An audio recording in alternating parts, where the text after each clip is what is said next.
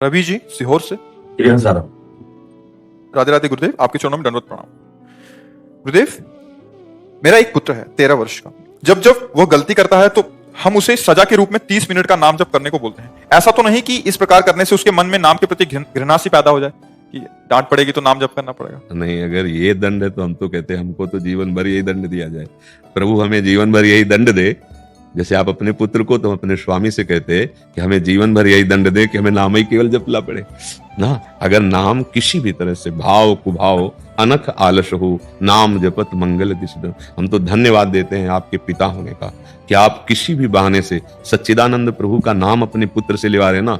ये वो भाव करे या ना करे, जैसे अग्नि में दाहिका शक्ति है, वो भाव से छुओ या कुभाव से छुओ या भूल से छुआ दे, वो दाहिका शक्ति अपना काम करती है। ऐसे नाम में बुद्धि का प्रकाश करना, पापों का नाश कर देना, समस्त चिंता दुख को मिटाकर आनंद स्फुरित करना, ये उसमें विराजमान है।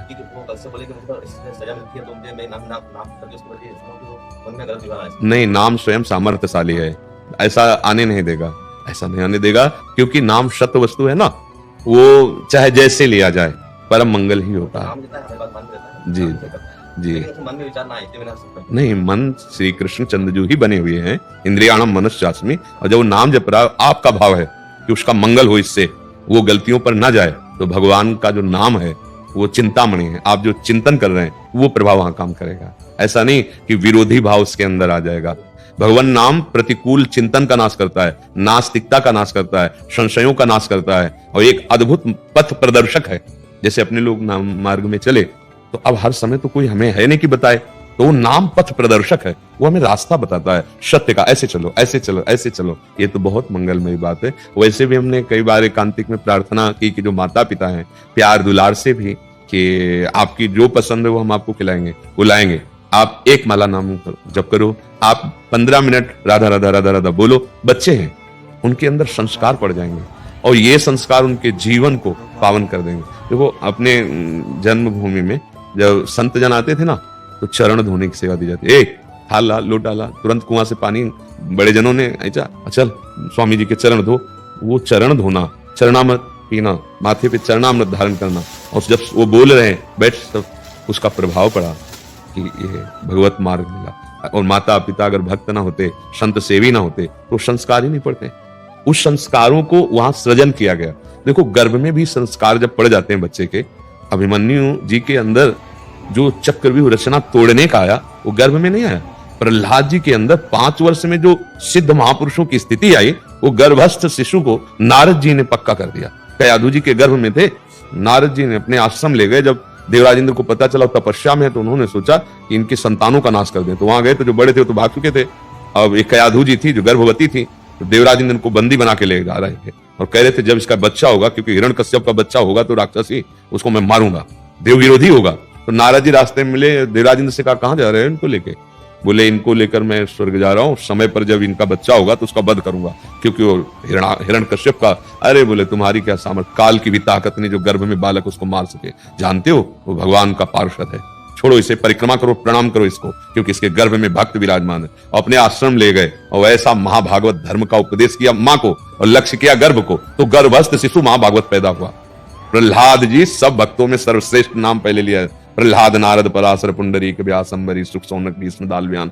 ये जब गर्भस्थ शिशु पे प्रभाव पड़ सकता है, तो अब वो तो चेतन स्वरूप में है, उसको हम नाम जप करवाएं, उसको हम भगवत चरित्र सुनाएं, तो एक अच्छा गृहस्थ बन जाएगा। ये कोई ना डरे कि अगर हमारा बच्चा नाम जप करेगा तो बाबा जी बन जाएगा, ऐसा नहीं है। ऐसा वो तो भगवान के द्वारा प्रेरित होता ना। जैसे अपने लोगों को पूर्व जन्म का कुछ ऐसा था कि बचपन से ही ये लगने लगा कि अब हमारे जीवन का लक्ष्य भगवान का साक्षात्कार करना है। ये हमें किसी ने सिखाया नहीं था, किसी ने प्रेरित नहीं किया था कि भगवान का मार्ग क्या होता है, वैराग्य लिए। वो प्रेरित कर रहा था पूर्व का भजन।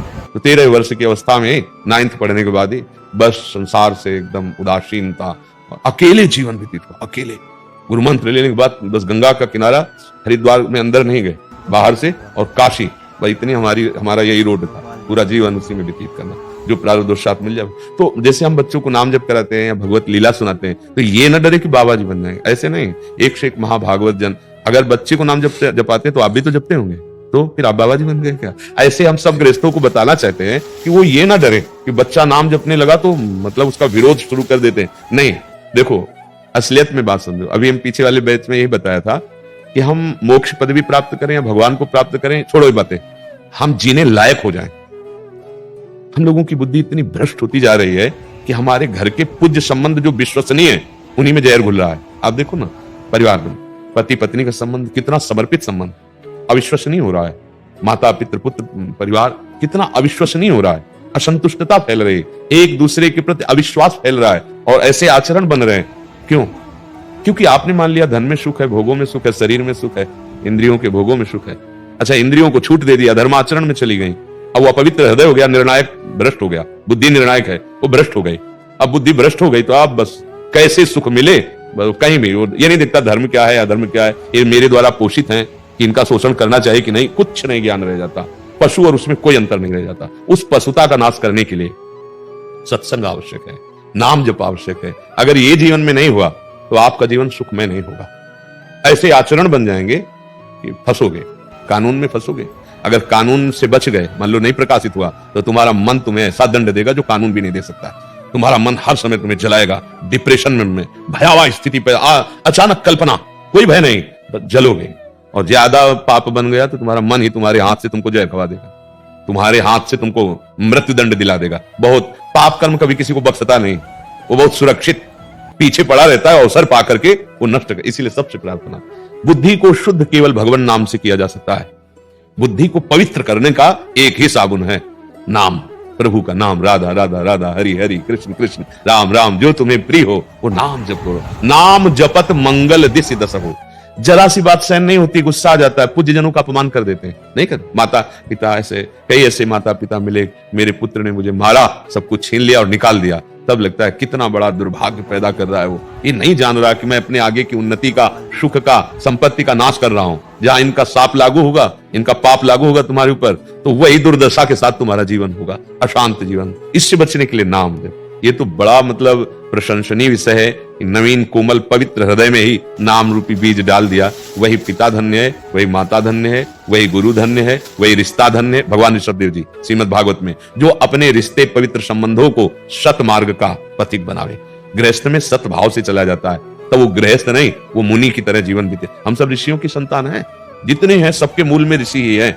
तो अगर हम गृहस्थ में एक पत्नी धर्म पूर्वक बच्चे आदि को, जो हमारा रोल है, स्वांग है, उसके अनुसार पढ़ाना लिखाना, पवित्रता से रखकर उनका ब्याह करना, इसी से भगवान की प्राप्ति हो जाएगी।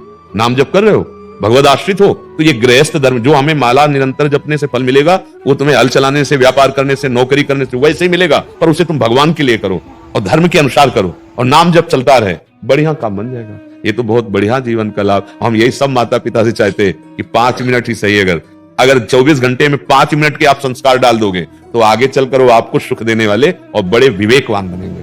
ये बुद्धि जो हमारी मलिन होती है ना, ये गंदे आचरणों से होती है, और जो बुद्धि प्रवीण होती है ना, वो अच्छे आचरणों से होती है।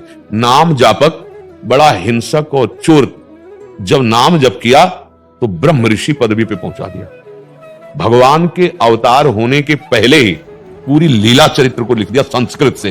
अब आप विचार करो, नाम का उच्चारण करने की सीधे सामर्थ्य नहीं थी और लीला चरित्र भगवान का पहले से लिख के रख दिया।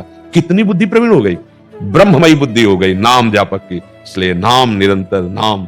बड़े भाग्यशाली हैं जो रामकृष्ण हरि अंदर से गुनगुनाते हुए अपना कार्य कर रहे हैं। तो इसी जन्म में उनको पता चल जाएगा कि परम धन क्या मिला हमें, जीवन हमारा क्या हुआ।